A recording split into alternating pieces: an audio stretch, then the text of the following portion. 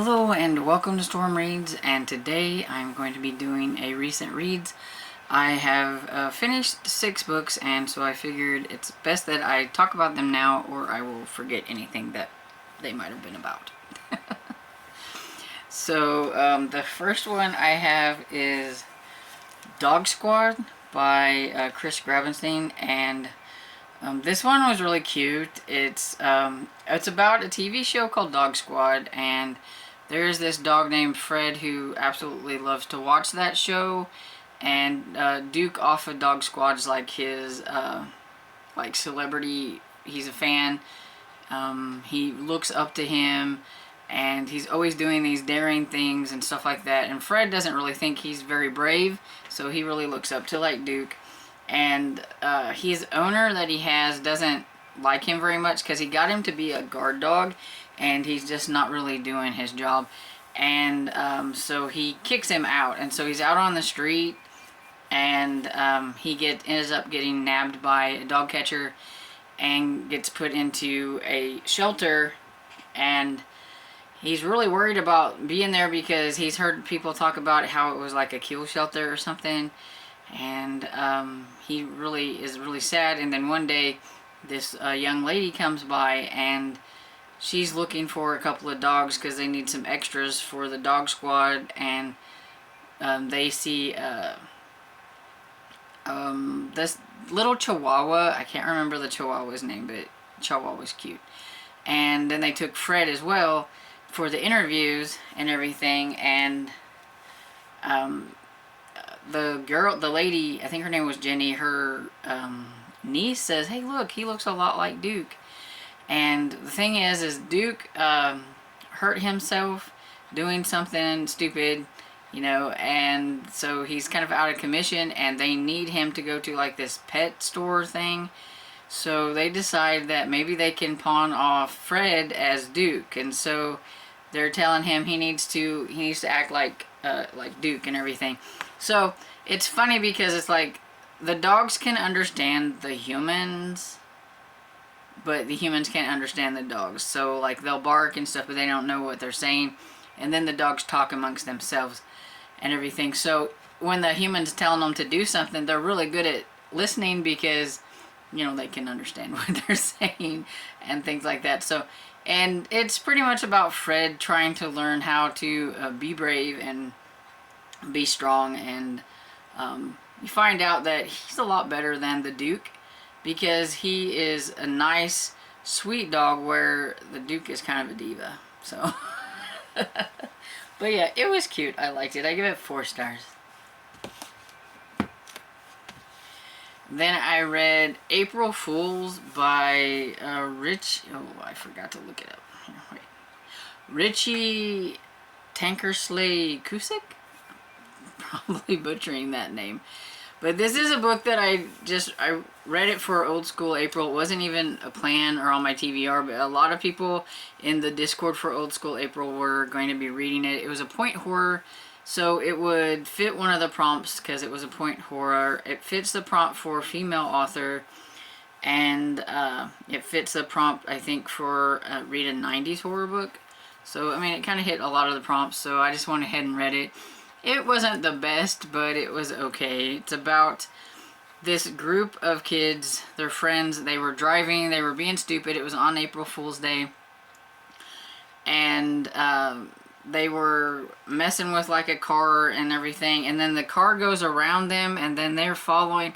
And something happens to the car, and the kids stop. They kind of think it was their fault. And some things happen, and there's somebody in the car. And Belinda wants to try to help them, and they end up yelling like her name and all that stuff. And she sees somebody like at the top of the hill, like looking down or whatever. And she's afraid that, maybe that's somebody that could help them. But the other kids there, they don't want to get involved. Sounds like pretty much a typical 90s horror. And so they end up leaving, and then she starts to be taunted by something, and she's not quite sure, and she has to go and like homeschool, kind of like tutor this young man, and he's been in an accident, and he was in an accident recently, and so she just knows that he was the guy that was in the car, and she can never get a real good look at him. He's not a nice person, and she starts to think that maybe he's doing something, or that it's somebody knows, or it was that person on the hill that was watching them, or somebody's after them and everything. And like I said, it's kind of your basic 90s kind of horror. It reminded me a lot of like a horror flick. And so it was okay. I gave it 3 stars. And then I read Bright Young Dead by Jessica Fellows. And this is the second book in the Mitford series. And this one is set in 1925. So we've moved up from 1919 to 1925, which was kind of a big leap. I thought it was kind of weird. So we kind of have to get back into like the momentum of everything. Nancy, who was like 16 in the first one, now she's a lot older, has her society friends and things like that. And now Pamela is the one that's young and coming out into society and things like that. And she was quite a bit younger in the first one. And so it was kind of an adjustment, I think, to like do all that. But I think the author is trying to hit like some moments in time where there's something she can kind of go off of, because like the first one is based on a real story of the Mitford murders and everything, and then she just kind of takes that and makes the Mitford family and things, I think, off of that. And this one, it's a story about Alice Diamond and the 40 Thieves, and she was a real life crime syndicate woman, like the first one. And she had all these women and men that would go and steal in the clothing stores and things like that. And so I think she's trying to hit like these certain moments in times that fits with like real people. But that's just kind of weird for me for a historical mystery series. And this one, we have Louisa back again, who is, she's the kind of like governess to the younger ones, and she helps Nanny out and everything. And she gets involved again because in this crime, somebody dies at Pamela's like coming out party, and so she's trying to figure out who done it, because they've got the person they think done it, but Louisa doesn't believe that lady is the one that done it. But she's also gets her wrapped up into the whole Alice Diamond thing and stuff. So it was okay. And the Bright Young Dead comes from the fact that I guess this time period with the young society people or whatever, they were called the Bright Young Things. So. And I gave that one 4 stars. I don't know if I said. Then the next one I have is Well Done by Stuart Gibbs. This one was one that I was really anticipating. It's the latest one in the Fun Jungle series, so I was really excited to get to this one. I didn't know if I was gonna get it or not, because I'd been waiting for a while, and of course it comes when I'm in the middle of a whole bunch of books, and so I kind of put some of them to the side so that I could read this one. And I listened to it all in one day because I really like it. And this one is about Teddy and his girlfriend Summer, and Summer's mom and everything are off visiting. I don't remember exactly where they went, but it's by a beach. It's someplace by a beach. And while they're there, there's a nasty smell, and the lady says, yeah, that's because of that out there. And they like look, and there is a beached whale, and it's been dead for a while. And they're really aggravated because like the people aren't getting to it quick enough to get rid of it. And there's some people that need to actually, I guess, want to autopsy it and see what's going on and how it got there and what happened to it. And one of the doctor that's going to go out, like the vet doctor or whatever he is, to check on that is actually the doctor that Teddy knows because he's worked with him before in the Fun Jungle. And so they're out there looking things over, and there's another lady there that's with him. And while they're out there, the like well explodes. But it's not like an exploding well because, well, it's been there too long and sometimes that happens. It was somebody stuck dynamite in it and blew it up. And so somebody was trying to get rid of the evidence of some kind of foul play or whatever. And it's like, well, what happened to the well to get it beached up there? It had to have gotten injured or was killed, and it just kind of ended up there. And then there's also a mystery of surrounding who's been stealing the beach sand. Because evidently, I didn't know that was a thing, but evidently that people are stealing beach sand and things like that. And so it has a couple of different kind of mysteries in it, and it was a lot of fun. I thought personally for myself that it was a little bit too preachy on the whole environmental thing, but overall I still really enjoyed it, and I give it 4 stars. And then I listened to Hidden Summit by Robin Carr. It is the 15th book in the Virgin River series. My friend and I are reading this together, and so we are almost done with the Virgin River. We only have like 4 more books to go. I can't believe it. Out of like 19, we're almost there. And this one was cute, like all of them. It's a nice fluffy romance. It's about I can't remember. Is it Leslie? I'm gonna have to check. Yeah, so it was Leslie. It's she's had kind of a bad go of it.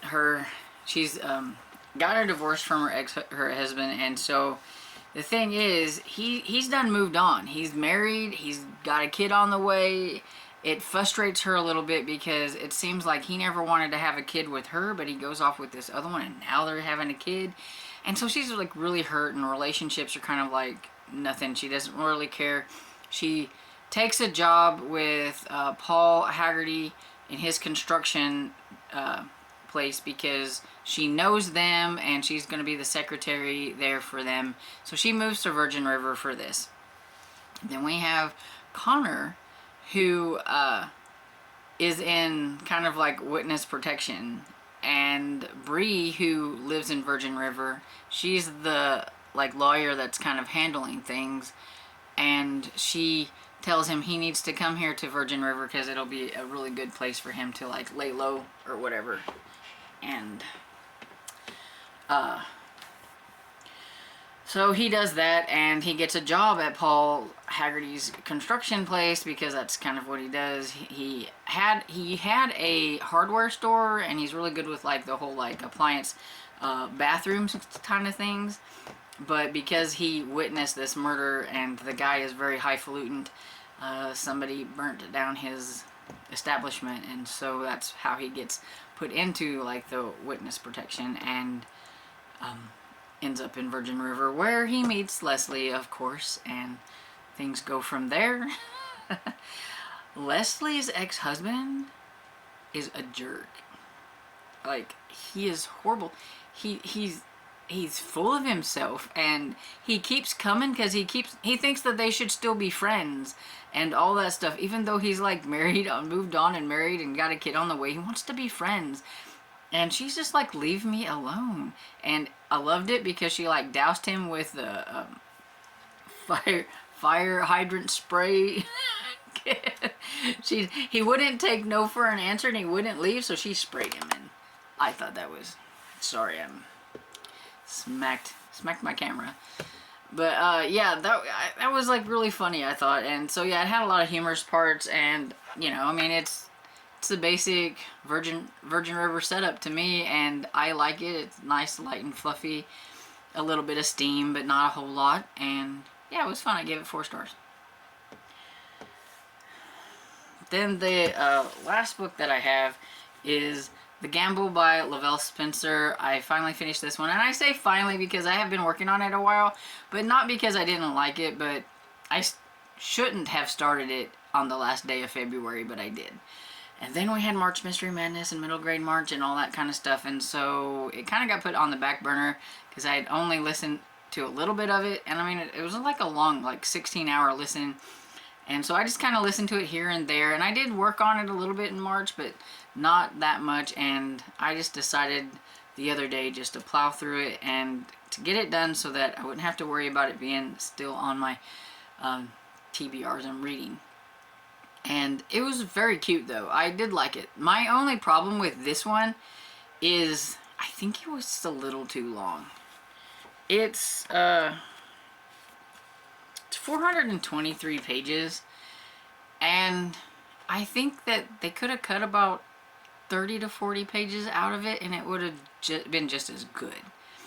That end, like the whole ending part, it just seemed like it drug on and it just took too long.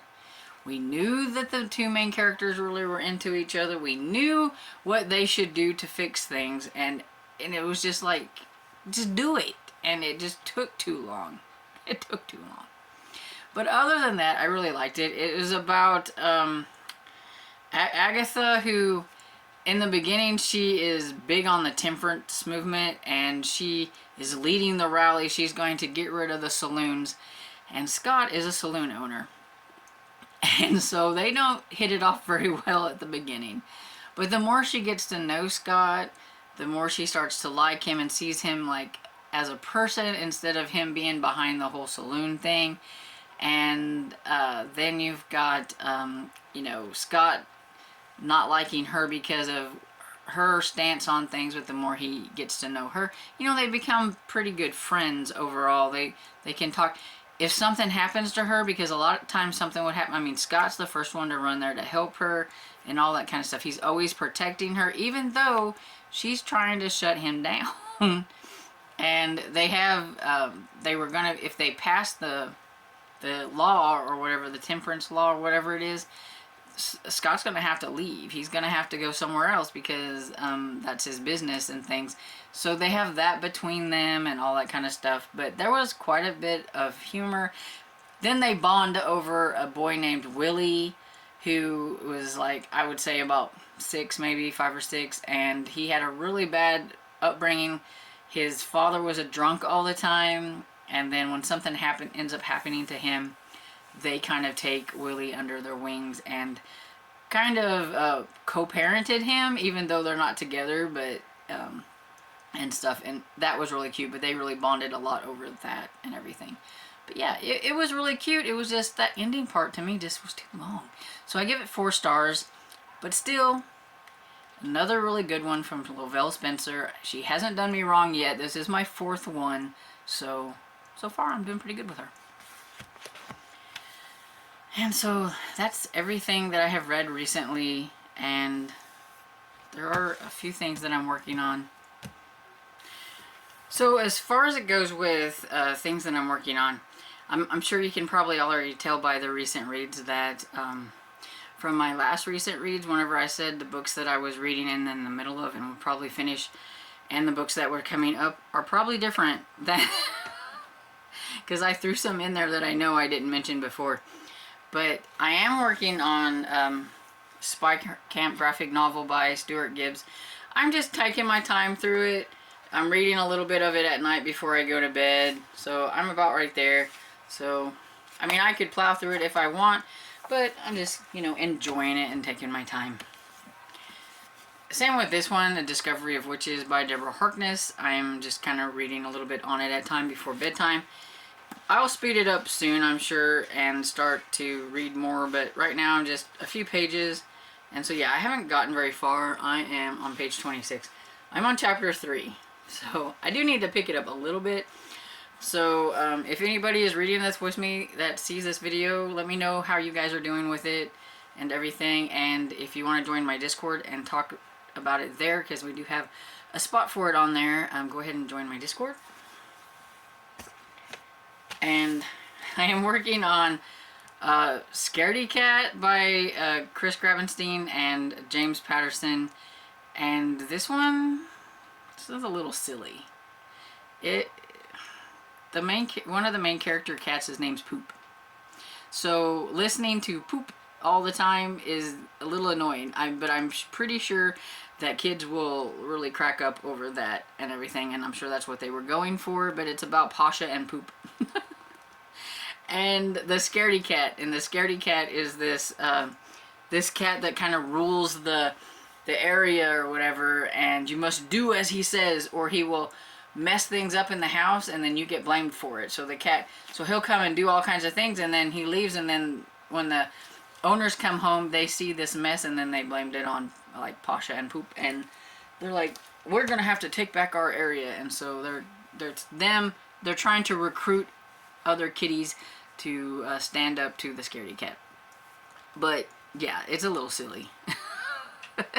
Almost too silly for me, but I'm gonna continue on.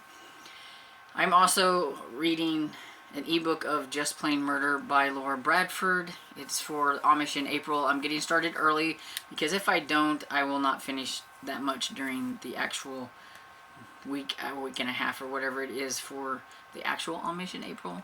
I do an Amish in April all April long. And I also have started this one, the Last Party by Clara McIntosh, but I haven't gotten very far into it, so I don't really have like any thoughts on it. But I have started it, and I think that's everything. As of right now, anyway. You know how that goes. So anyway, let me know what you thought about any of the books that I finished. Have you read them? Let me know what you thought down in the comments. What have you been reading recently? Let me know. I'm always glad to add to my TBR if something sounds good. And I hope you enjoyed this video, and if you did, please give it a thumbs up and subscribe. And I will see you all in the next video. Bye.